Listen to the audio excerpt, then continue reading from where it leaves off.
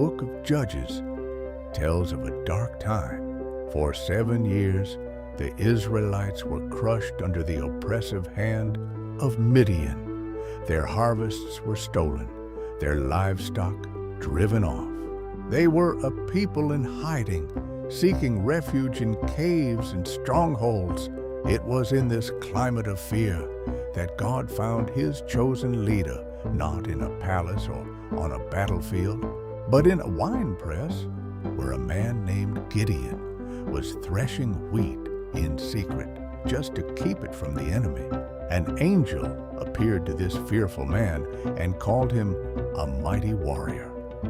Gideon's response was one of doubt. If the Lord is with us, why has all this happened? Yet God's call was persistent. He didn't choose the most decorated general. He chose a man who felt weak so that his own strength could be made perfect. This is the first lesson. God often calls us not in our strength, but in our vulnerability. Gideon gathered an army of 32,000 men. But God's plan was not for a conventional victory. He told Gideon the army was too big. Through a series of tests, God whittled the force down from thousands to hundreds, and finally to just 300 men. They were to face an enemy army of over 135,000. The odds were not just poor, they were impossible by human standards.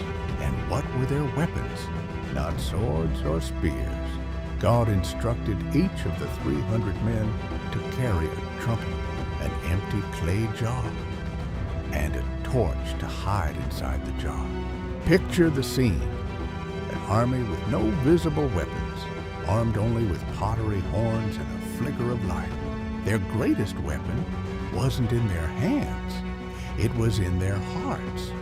Radical, unquestioning obedience. At Gideon's signal, a symphony of chaos erupted. The jars were smashed, the torches blazed in the darkness, and the sound of 300 trumpets blasted from the hillsides. The Midianite army, awakened into confusion and terror, believed they were surrounded by a vast force. They turned on one another, collapsing from within. The victory came not through force, but through alignment with a divine, unconventional strategy. This story isn't just ancient history. It's a lesson for us today. How often do we feel inadequate? We look at the challenges before us and then look at our own hands, seeing only simple jars and trumpets. We see a small budget, a limited skill set, a humble position. We wait for the swords we think we need. More money, more influence, more talent.